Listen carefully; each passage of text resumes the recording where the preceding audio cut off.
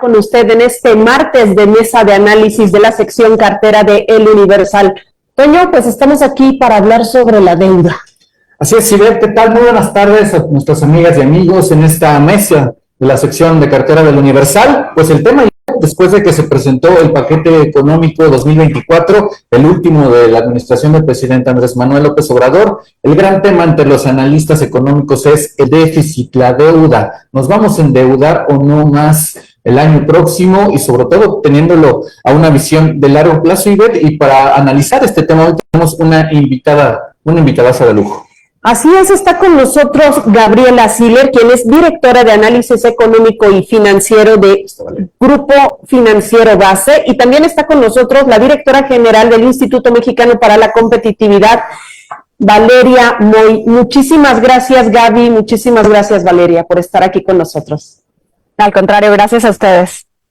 Al contrario, muchas gracias a ustedes, encantada de estar aquí. Muchísimas gracias, pues me gustaría empezar, Gaby, contigo. Tenemos ya este anuncio, ¿verdad? Por fin reconocieron que va a incrementarse la deuda porque se ha ido incrementando poco a poco, pero ahora sí en un monto importante. ¿Qué efectos esperamos para la economía? Bueno, pues el superdéficit, como le llamo yo, algo que no se veía desde 1988, pues obviamente implica un mayor endeudamiento del gobierno.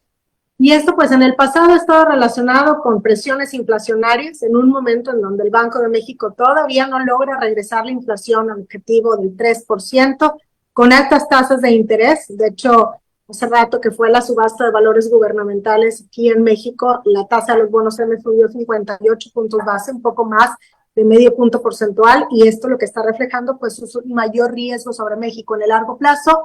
Y bueno, pues también se relacionan los altos déficits con salidas de capitales y con depreciaciones de la divisa. De hecho, nosotros en Grupo Financiero Base esperábamos que el siguiente año, ante pues todavía la entrada de divisas por exportaciones, remesas, inversión extranjera directa por el nearshoring, pues que el tipo de cambio a lo mejor bajara hacia los 16 pesos por dólar, pero ahorita ya al ver el superdéficit, pues definitivamente creemos que pues habrá presiones sobre el tipo de cambio que a lo mejor pudiéramos cerrar el 2024 con un tipo de cambio por allá de los 18 pesos por dólar, a menos que haya una oleada de capitales a nuestro país por nearshoring que sobrepase por mucho lo que salgan de capitales o el miedo que se tenga sobre México.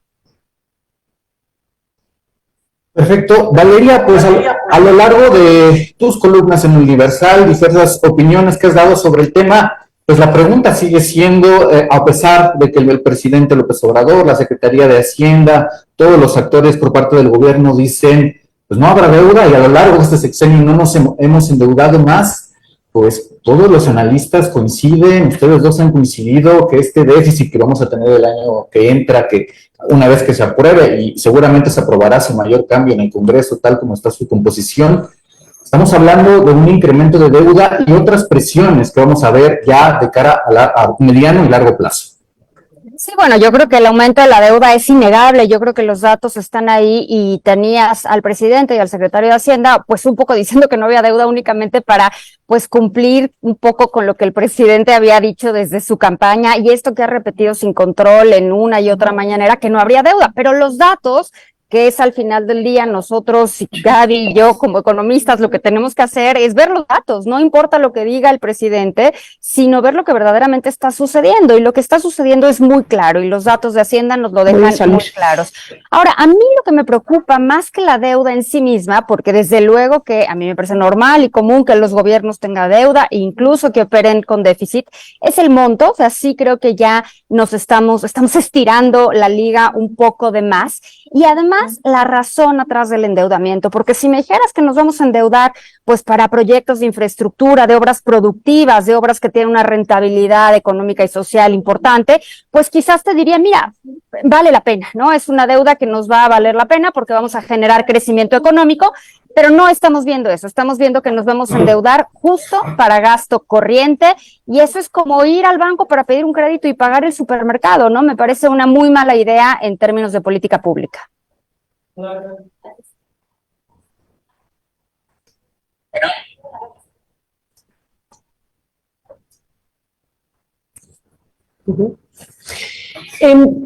De lo que estamos viendo ¿qué tan sostenible es para el largo plazo? Estamos esperando, Gaby, que haya un problema como sucedía anteriormente en el cambio de administración. ¿Estaremos viendo algo así? Mira, yo no creo que sea inmediato el problema. Esto va hacia largo plazo, porque como comentaba Valeria, pues no te puedes endeudar para algo que no es productivo. Yo lo veo también como si compraras una blusa y la pagas a 10 años, no tiene sentido, ¿no? Es algo que en el largo plazo pues no te va a traer mayores ingresos. A mí también me llama la atención de este presupuesto que no cumple con la Constitución. En el artículo 73 dice que el gobierno no se puede endeudar a menos que sea precisamente para mayor inversión, y más bien la inversión va para abajo 11% de acuerdo al presupuesto. Y entonces, ¿qué es lo que va a pasar? Porque si el gobierno se está endeudando con algo que no le va a traer ingresos más adelante, pues es que va a tener que pagar mayores intereses y obviamente va a haber implicaciones sobre la economía.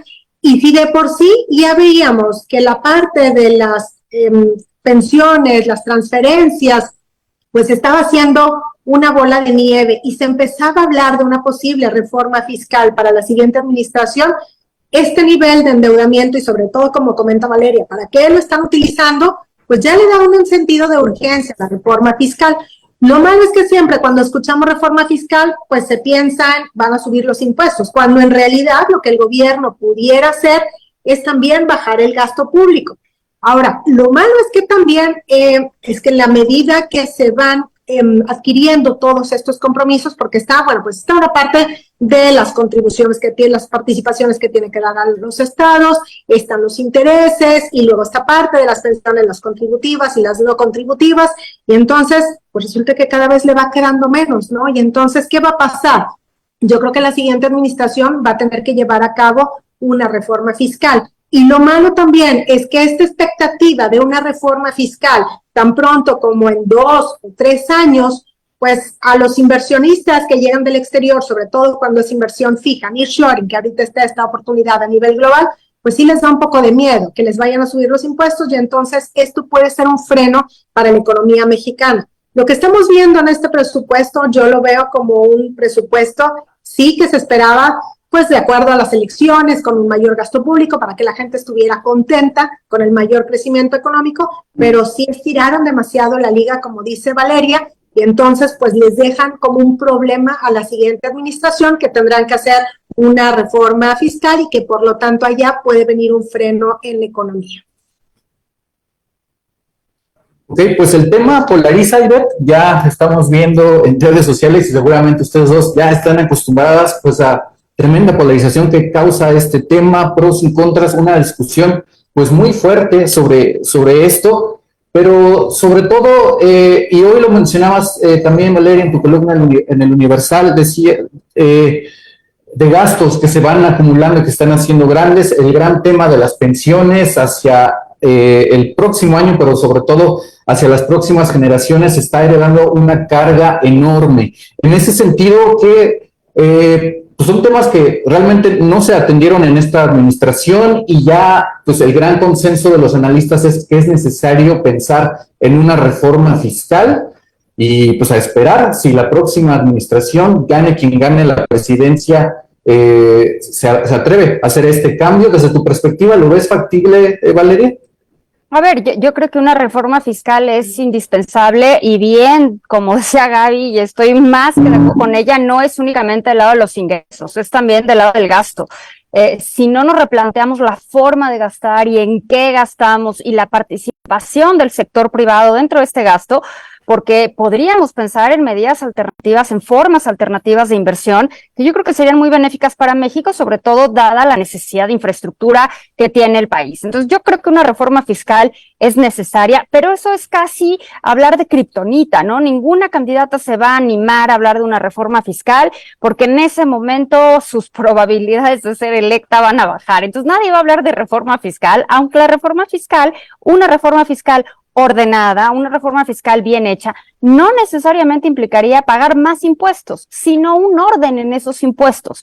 Incluso podríamos mejorar la forma en la que se gravan diferentes bienes y servicios y mejorar la recaudación en el país. Pero eso es un tema que se ha vuelto tan polarizado y tan político que va a ser bien difícil de conversar o de discutir durante cualquier campaña política en este país. Creo también que el tema pues ya nos empieza a rebasar y va más allá de un tema fiscal. Creo que el tema de las pensiones lo hemos dejado crecer sin control alguno y vamos a necesitar, ya no diría yo una reforma al sistema de pensiones, es una reforma profunda al sistema de seguridad social del país. Y ahí sí, sinceramente, no lo veo que esté ni en la discusión ni en las plataformas políticas de ninguna de las candidatas, si es que se concretan estas dos candidaturas, porque me parece que es un tema que requiere de tantos acuerdos políticos y hay tantas partes involucradas que todavía no estamos listos para tener esa discusión, pero el país va a necesitar ese cambio y va a necesitarlo antes que tarde, porque sí, definitivamente la dinámica poblacional pues ya no es la misma que teníamos en los 80s, ya tenemos un país cada vez con más personas mayores y eso implica que vamos a tener que recaudar distinto y gastar distinto. Muchísimas gracias, Valeria. Gaby, se dice esta necesidad, como nos decía Valeria, de la reforma y como nos dice, todavía no está ni siquiera en la discusión de las plataformas de las candidatas. Pero por otra parte, el gobierno actual nos está diciendo todas las mañanas que esta deuda es súper sostenible, que no va a pasar nada, que apenas todavía ni llega al 50%. En verdad, el no llegar al 50% nos libra de algún posible conflicto con las finanzas en el próximo año. O sea, nada más tener el abajo del 50%, ya con eso lo hacemos. Fíjate, es que en realidad hay que contemplar lo que hemos venido diciendo ahorita. Uno, que hay un mayor nivel de endeudamiento y pues la verdad es que las finanzas públicas no son tan distintas a las finanzas personales o familiares.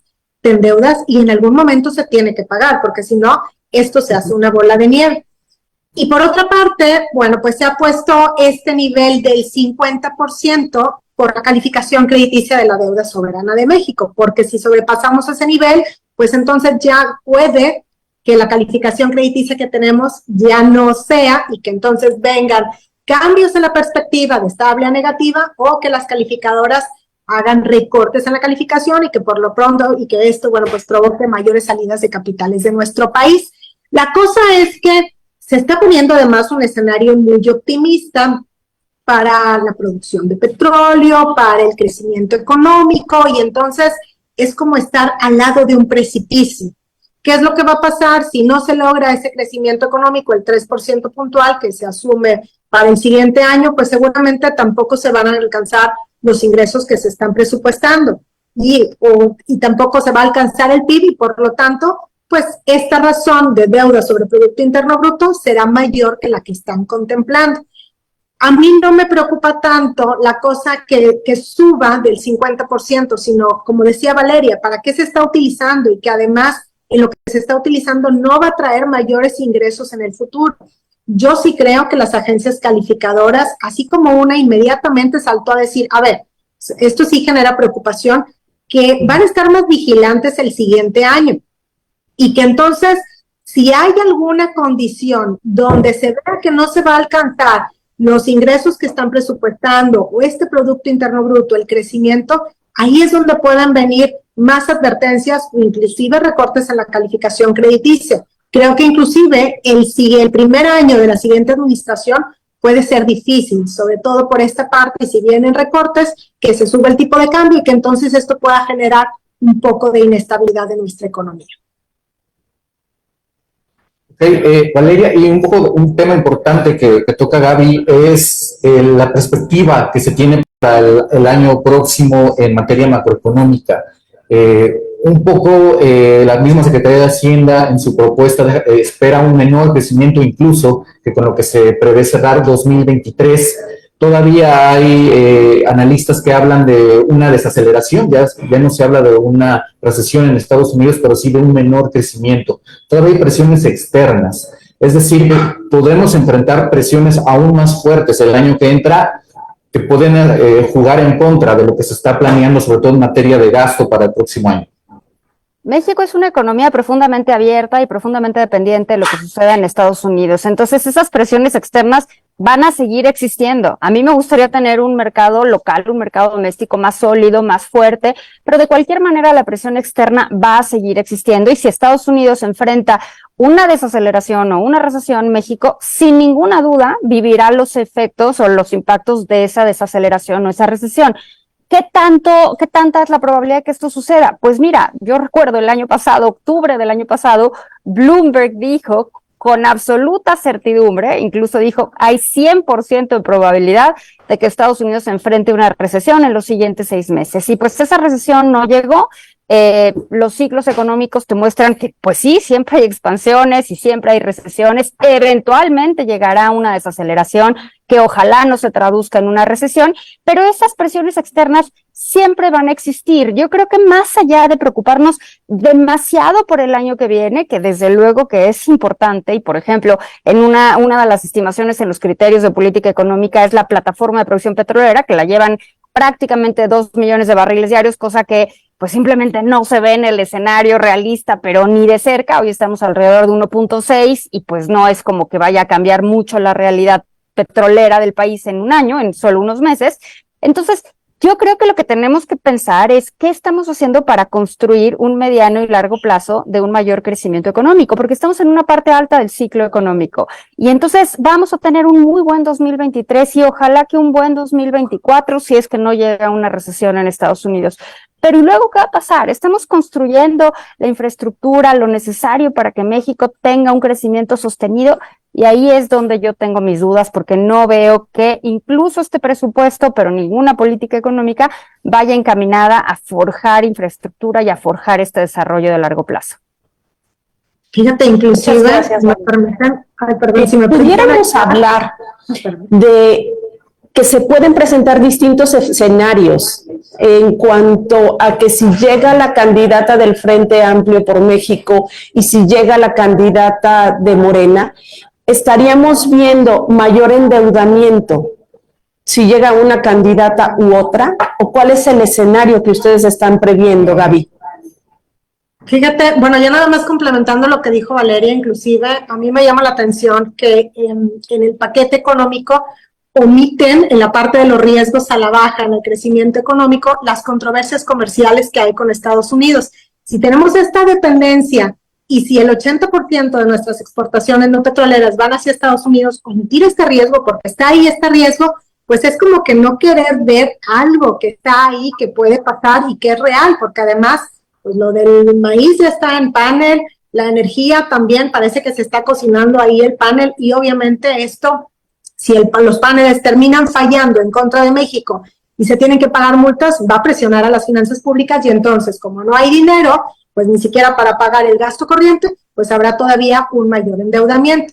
Ahora, ¿qué va a pasar con las dos candidatos? La verdad es que pues todavía no vemos propuestas económicas. Yo creo que apenas pues al ser precandidaturas pues están como que dando a conocer un poco, pero no hay propuestas económicas como para poder ver.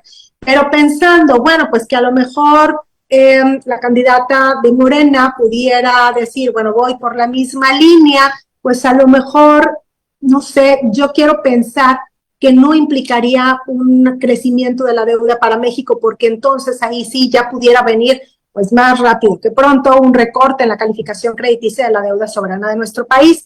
Y bueno, pues algo que también se había dicho de esta administración es que habían tenido finanzas públicas balanceadas, había mucho que decir al interior del gasto público, pero no había un mayor déficit ni un endeudamiento que preocupara, cosa que ya no sucede en este último año. Entonces, a lo mejor, no sé, la siguiente administración, si quedara la candidata de Morena, podría seguir la misma línea con tal de que no vinieran recortes en la calificación. Y bueno, pues del otro lado, el precandidato, porque ahorita todavía son precandidatas del Frente Amplio, pues yo quiero pensar que a lo mejor también estaría pensando pues en un menor nivel de endeudamiento, pero volvemos a lo mismo de hace rato. Pues se necesita una reforma fiscal, ¿no? A final de cuentas, es pensar en el corto, mediano y en el largo plazo, que es lo más sano. Y hay que sentar también las bases para un crecimiento sostenido en nuestra economía, porque ahí ya, esa es otra cosa y que, bueno, nos podemos quedar aquí 3 horas platicando de por qué México está creciendo más de 3%. Una buena parte es por el consumo, pero también por estas transferencias que está dando el gobierno, y esas transferencias a su vez pues presionan a las finanzas públicas. Valeria, y siguiendo también con este tema que plantea Gaby, ayer Moody's decía, no podemos ser tan optimistas con la oportunidad que representa el nearshoring. Están los temas de inseguridad, la falta de agua en algunas zonas del país, que cada vez es peor, alguna incertidumbre por temas de energía, etcétera, incluso la presencia del ejército en zonas estratégicas. El escenario comienza a ser más preocupante, ya con todo lo que ustedes nos han planteado en temas del paquete presupuestal, pero también de estructura. Empiezan a salir estas grandes debilidades que tiene el país. Yo creo que el problema de México es estructural, sinceramente. Creo que de repente tenemos años muy buenos de crecimiento, como va a ser este año, pero también tenemos brechas de infraestructura que tenemos que cerrar si queremos aprovechar las oportunidades que el mundo nos presenta, como la del nearshoring. Yo creo que el nearshoring, a pesar de ser un tema de moda, creo que es un tema real, creo que la oportunidad es real, creo que el momento puede ser muy benéfico para México, pero no pensemos que únicamente el mundo se va a sentar a esperar que México esté listo, ¿no? Porque los demás países se están peleando por esa oportunidad, y esos demás países, ojo, están liderados por Estados Unidos. Estados Unidos va a ser el gran beneficiario del nearshoring, y ya lo vemos incluso con datos del sur de Estados Unidos. Ahí es donde se empieza a ver ya con mucha evidencia muy clara los beneficios del nearshoring. ¿Qué está haciendo México? Pues la verdad es que vamos muy tarde. Yo creo que tendríamos que estar haciendo pues cosas mucho más claras en temas energéticos, en temas de capital humano, por supuesto de seguridad, por supuesto de agua, Estado de Derecho, y pues la verdad es que de repente pensamos que todos son las elecciones y estamos mejor discutiendo quién es la candidata o el candidato, en lugar de estar viendo cómo vamos a resolver los verdaderos problemas estructurales del país. Y que se nos siguen acumulando. Bueno, pues vamos a empezar con la ronda de conclusiones, porque siempre se pasa el tiempo súper rápido. Así es que, Gaby, me gustaría mucho si nos cierras un poquito esta pinza. Tenemos ya este endeudamiento mayor programado para 2024, y entonces, si nos pudieras condensar un poco, resumir el impacto que veremos para los mexicanos, porque al final nosotros lo pagaremos. Claro que sí, con mucho gusto. Pues a final de cuentas estamos hablando de un mayor nivel de endeudamiento que es sustancial, que se está utilizando para cosas que no son productivas y que no van a traer mayores ingresos en el largo plazo, y que entonces esto pues genera la urgencia para la siguiente administración de tener una reforma fiscal que, como hemos mencionado aquí, puede ser subir impuestos, bajar el gasto, pero a final de cuentas es pues que haya finanzas públicas más balanceadas. ¿Cuáles van a ser las consecuencias para la economía? Pues la verdad es que yo creo que un superdéficit pues va a generar mayores presiones inflacionarias. Lo vamos a seguir viendo a lo mejor en el sector servicios, y va a ser paulatino a partir del 2024, pero que pudiera irse hasta el 2025 o hasta el momento en donde la economía ya empieza a desacelerarse y empieza a enfriar también un poco la inflación. También va a generar mayores presiones sobre las tasas de interés, y eso ya lo estamos viendo desde hoy, como mencionaba hace un rato, en la subasta de valores gubernamentales de los bonos a largo plazo, y puede que sigamos viendo esta presión al alza. También lo que estamos viendo ya son salidas de capitales, que estas pueden agravarse un poco más. Y aunque, bueno, las salidas de capitales no son históricas, tampoco es una salida masiva, pues la verdad es que sí genera un desbalance, y finalmente esta presión al alza sobre la tasa de interés de los valores gubernamentales hace que al gobierno le cueste cada vez más financiarse. Y por último, pues también el superpeso. Es probable que con este superdéficit pues se esté terminando ya la era del superpeso, y no será inmediatamente, les digo, yo creo que será hacia el 2024, y tenemos pues este riesgo inminente de que las agencias calificadoras digan algo, y el riesgo inminente también que en el largo plazo, con la reforma fiscal que se lleve a cabo, pues se termine frenando a la economía. Perfecto. Valeria, pues preguntarte si de aquí a noviembre, que se tiene que aprobar todo este paquete, ¿tú esperas algún cambio en el Congreso? La verdad parece que no. pero ¿crees que pueda haber algún viso ahí de que pueda cambiarse un poco la estructura para el año que entra? Y tus conclusiones, por favor. No, sinceramente no lo veo. Sí creo que es probable que haya pues algunas discusiones, algunos ajustes menores. Me gustaría ver cambios.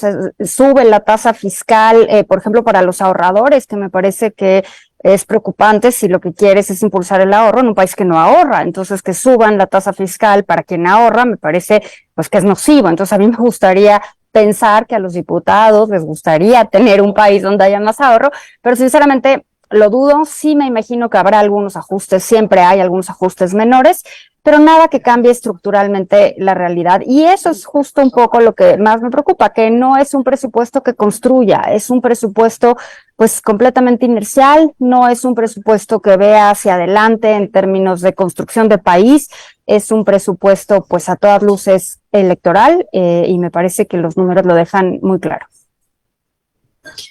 Pues Gabriela Siller, Valeria Moy, muchísimas gracias por habernos acompañado en esta transmisión. Discúlpenos un poco, al principio tuvimos muchos problemas para escucharlas muy bien.